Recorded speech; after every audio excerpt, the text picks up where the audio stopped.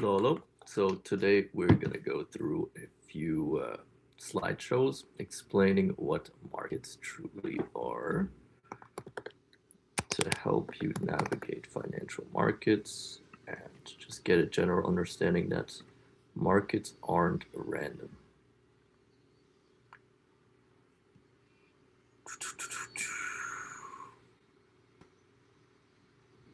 This will be a 16 chapter series.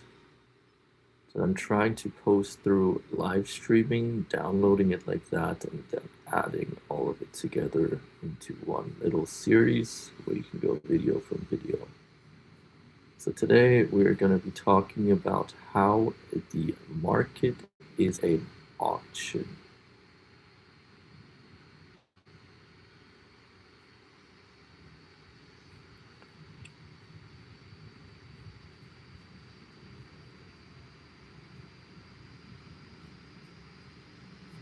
Okay, 1 second.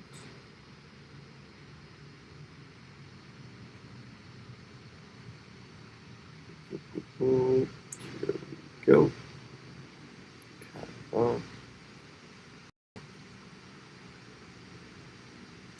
Actually, where did I just go? That's the wrong one.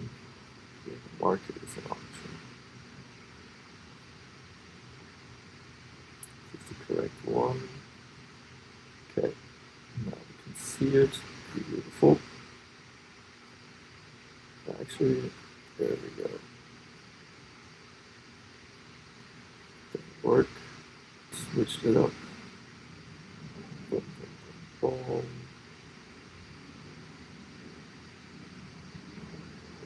There we go.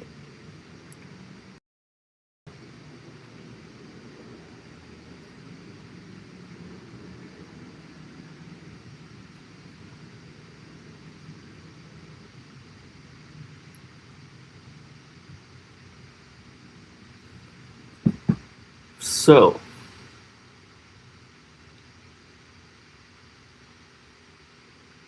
the market is an auction. Price is not chaos, it is an ongoing auction searching for balance. Markets are structured systems, not random movements. Price exists to facilitate trades between participants, buyers and sellers, and market makers, institutional and retail. Every candle represents agreements between buyers and sellers. For example, here we can see that the market is bullish because more buyers are in the market and they're pushing the market up to a higher liquidity area, which is right here. Movement occurs when agreements break, as you can see here. Imbalance forms when urgency dominates. Understanding price discovery removes emotional trading. So if you understand that there's a reason why there's liquidity coming into the market with a lot of volume, and it's pushing through these breakouts right here, that is already a great step. Auctions are logical, but they're not mathematical, so they're not perfect, as we can see, and it applies to all time frames.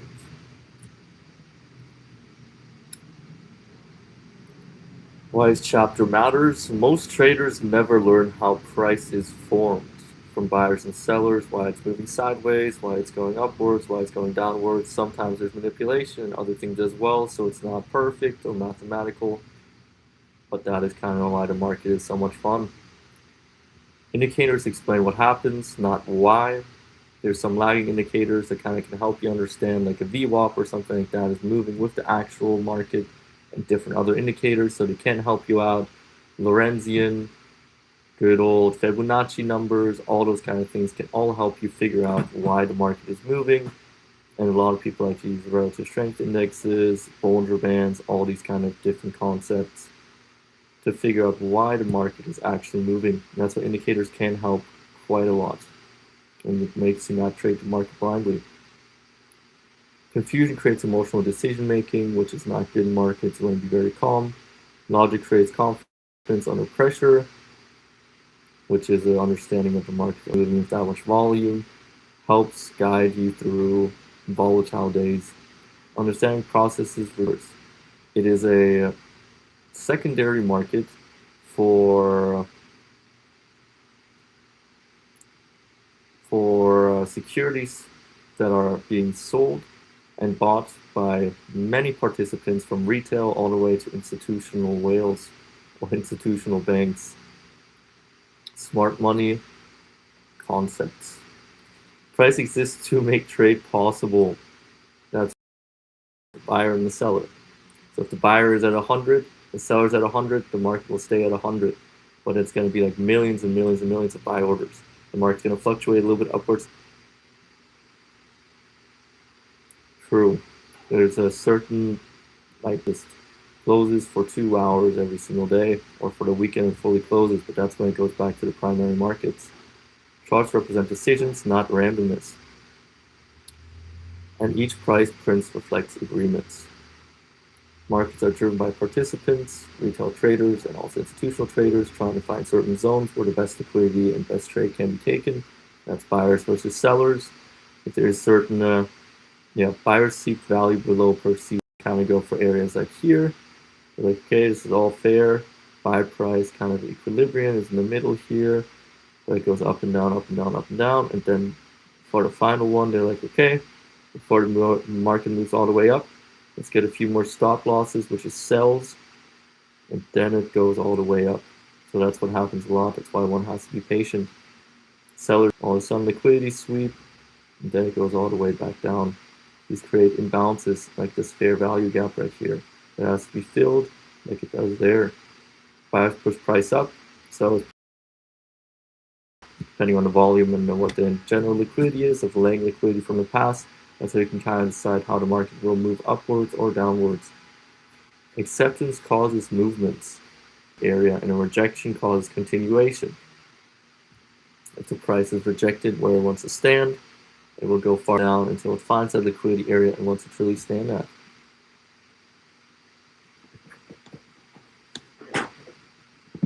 How price actually moves. Price moves when buyers accept worse prices, and price moves down when sellers accept worse prices. Movement is caused by acceptance. Indicators do not move price. Participants move price. Volume of important things that the indicator does not move the price. There's certain algorithms that maybe move towards a VWAP, and VWAP trades are very great. Or there's certain Bollinger Band, means higher win rate, means higher success. Generally, the biggest traders in the world usually like to have a very low win rate and just keep placing small trades, hedge against it like a quant, no stop losses, and then when the market comes back down to this area, as we can see right there, the market, then all of a sudden you hedge every time it comes back down here, then it comes down here, another 4 orders, and it goes that way. It can go horribly wrong, but usually a quant would not use a stop loss. The auction mechanism. So it's a buy, sell type of buying, selling. A lot more buyers means the market goes farther up. A lot more sellers means the market goes down. Before crypto was taken over from institutions, you could see, like Warren Buffett said, the least smart person would then keep buying it. Let's say Bitcoin was at 60,000, the next person buy it at 61,000, 62,000, and keep placing orders all the way up. Balances form, both sides accept value. It only recollects to new prices. And it always depends on the bullishness and bearishness of certain participants are important. All these things really matter. Balances and fair value gap. So in theory, this would be a fair value gap. It moved up too quickly, so then this area is a fair value gap. Once it breaks, we have a waterfall all the way back down here. This is the IFVG. It breaks over this level, then it breaks through, so this has to recapture somewhere over here. Price rotates with a range. Time is spent, not distance traveled. Volatility compresses. Acceptance is visible. Like next move, it does, and then it's just stuck here, and then, okay, next move is upwards. This could have also been another waterfall downwards, depending on the time frame.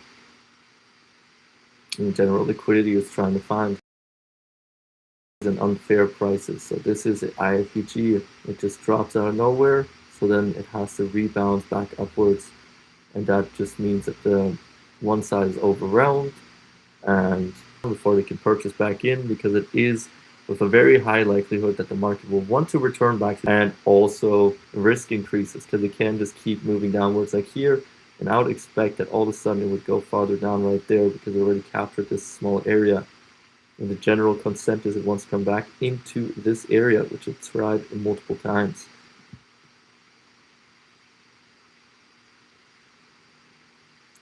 The auction loop, it always is the exact same thing. Price discovery begins every move. It tries to find, okay, what is a good area? The first 15 minutes always good to kind of mark out on your charts every single day. So then you can kind of see that's where the market was all week, all day, all whatever.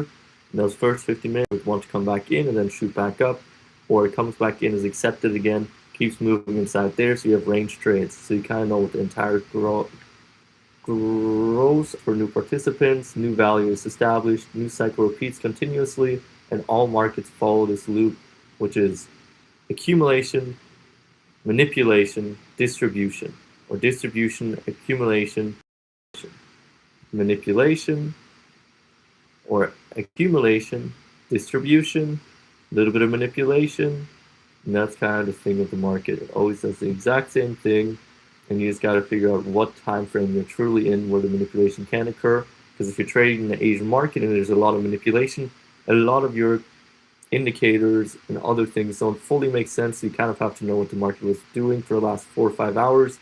Because for some reason, the strongest level at like 30,000 points on NASDAQ keeps getting held, even though there's so many signs that the market should be dropping farther down. So you kind of want to keep with the patterns and learn the markets over a long period of time. Why price moves fast, liquidity is withdrawn, one side becomes urgent, orders chase execution, market must move to attract traders, speed reflects disagreement, and fast moves are unstable, reversion often follows. Like in this example, or this example, because it moved too quick, then it did this again, but now this entire area is actually fair value. So that's why the market just comes back up into those areas and then pushes back into those levels. This would be a liquidity sweep, touches the high, at some point it gets re-reached, at least in these kind of bullish scenarios, because there's always more liquidity coming into the market.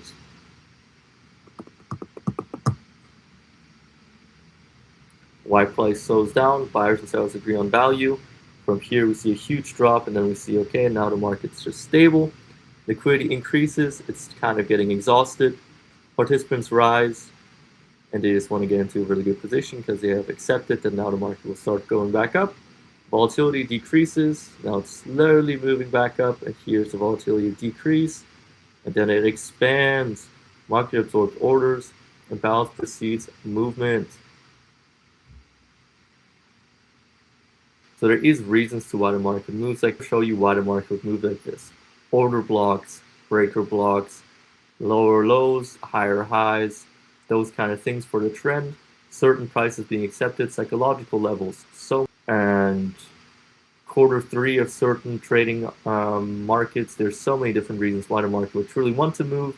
And of course, it's general news. Let's say Nvidia goes up and that the market moves into a moving average, create a Warren Buffett indicator. It is unreal.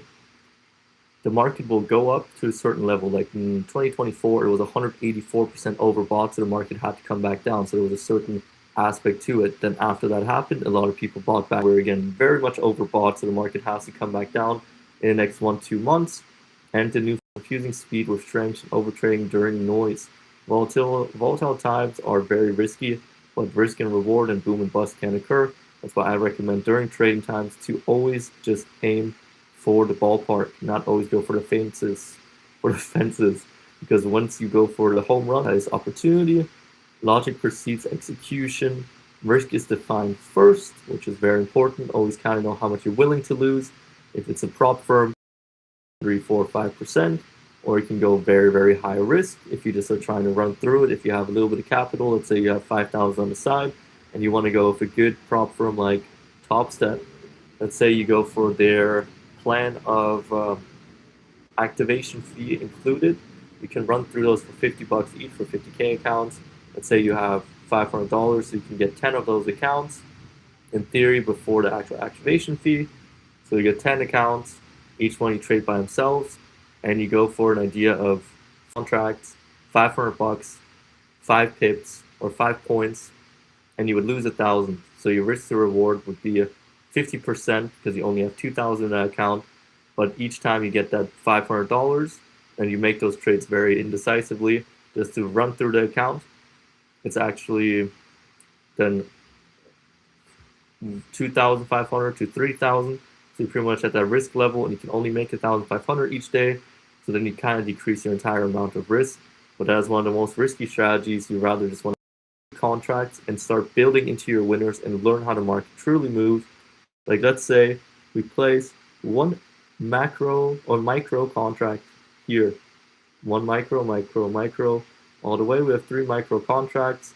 That's less than a third of a true mini. All of a sudden it comes here, you add like 5 to 10 minis, and this entire move you would already beat in work. So risk and reward is the most important part about trading no matter what.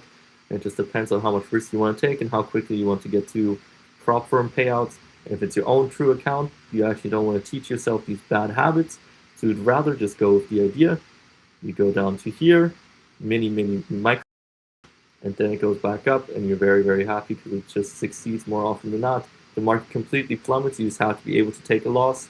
And if it's a little bit of micro contracts, way better than losing 3 mini contracts in 1 second if it goes down. So it's $60 per point, which means 10 points. If you lose 20 points, you're already $1,200 down. In comparison to $2 per micro contract, which means if you have 10 of them, it would be 20, the same thing. Or if you have 3 of them, you would lose, with 20 points, you would lose $6 to $120 on that trade, which is not bad. So if you really go for the long term and you have the time, then place 6 contracts or 3 contracts at a time, micros. And is it just educational advice of just learning what risk and reward is? This is not financial advice in any way, and just kind of figure out what the true burden to it can be. $250 loss per day, or you can make up to 500, and then you have that bigger buffer to go back to 0, because any day that you're above 0 is a good day traded. Agreement eventually breaks, imbalances creates movement, new participants enter. As you can see here, balance returns, the cycle restarts, like right there.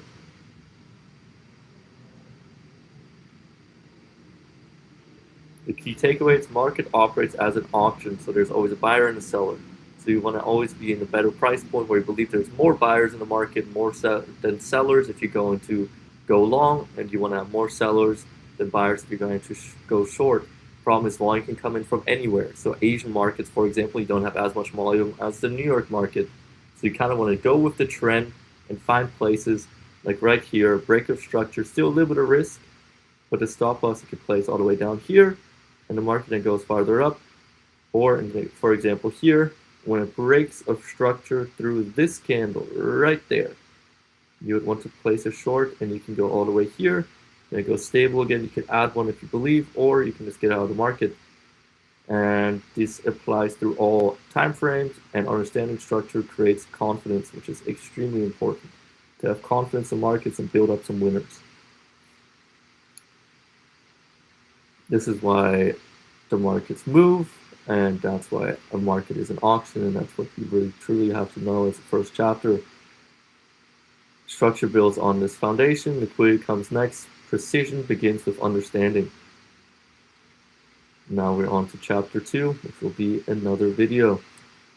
And this is all to this. If you have any questions or comments about this market, please leave some comments in the comment section, and I hope you have a wonderful day.